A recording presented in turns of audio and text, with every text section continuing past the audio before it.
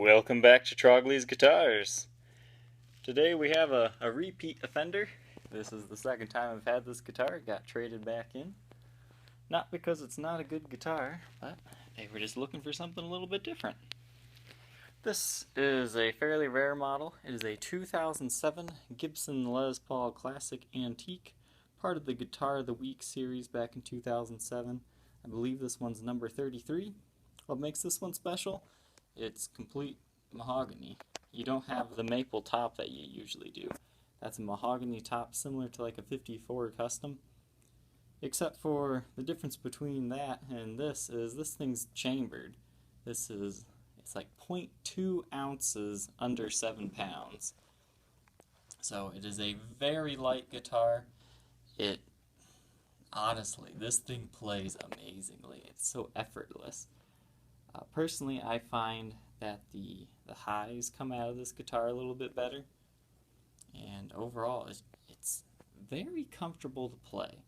Like when you pick it up at first, you're gonna be a little bit off, but then you're gonna get used to the light 7-pound weight and just start ripping this guitar because it is awesome.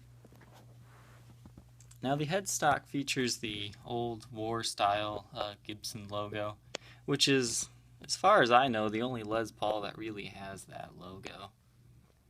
Has your classic truss rod cover.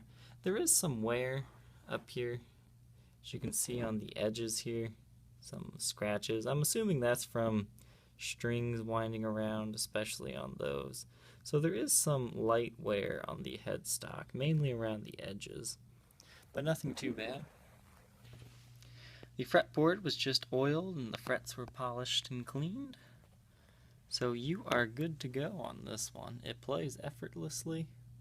And when I say effortlessly, I mean literally. This thing is really easy to play. I love it. There's very little to no fret wear, if any at all.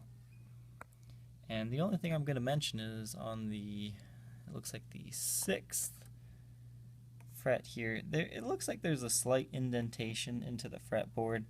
I think that's actually from the factory, to be honest. They didn't like level it properly, or there was like a spot in the wood.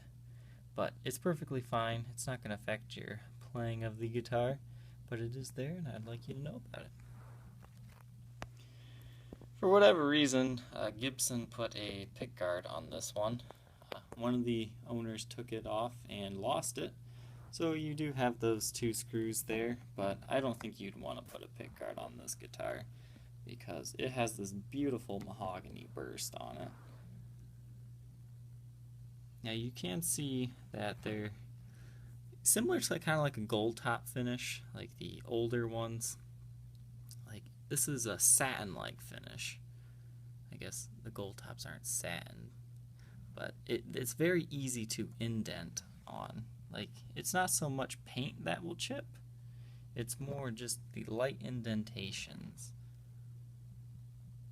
because it doesn't have that clear coat as thick as a normal Les Paul. But as you can see, there's quite a few of those light indentations here. Try to get it in the best angles to see it. There you go. So there is some wear. And you can see that the paint actually did happen to chip right here. You can slightly feel that, but it's not like extra sharp or anything. You could sand it down a little bit more if you wanted to. You got a little bit of a ding there. So there are a few imperfections on the front. However, I mean, it still maintains a very clean appearance.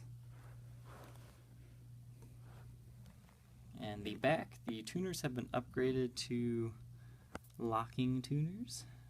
Gotw. I'm not sure how you pronounce that, to be honest. I've always said that in my head, but never out loud. Now the neck, it has some very fine, light indentation scratches on it, but it's not too bad.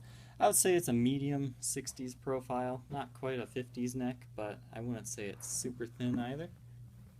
Back of the guitar looks good on first glance, and then when you get into the light, you can see that there is some buckle indentations. It's not like chewing up the finish or anything, But once again, this is an easier one to like make indentations on rather than like finish being worn away.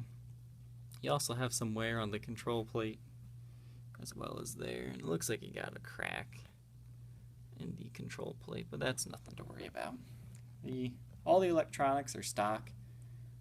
Some different pickups have been in this guitar before, but the original 57 classics are back in the guitar. You have the Dunlop strap locks on here, so you just have to have the strap for it. And I actually have a few straps for sale. I think a few of them have Dunlop things if you'd like to purchase one of those. And you have a few dings here on the side. I think there's a few light scratches on the bottom, but overall it's just kind of on those two sides of the body, because that's where this rested against the guy's pants, and maybe he had a button or something there that scratched that up.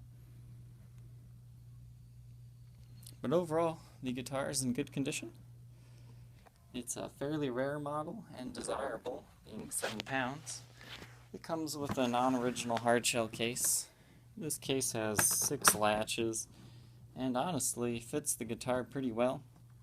I have other Les Pauls that these cases don't quite fit as nicely.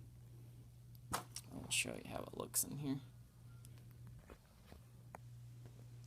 Very nice look there. So as you can see, it moves a little bit, but I'd still say the guitar is safe in here. So as always, you can contact me on my Facebook page, facebook.com/Troglys, Trogoys. That's where you can send me your best offer for this beautiful Guitar of the Week number 33. Thank you for watching, my friends, and we'll catch you next time. Bye.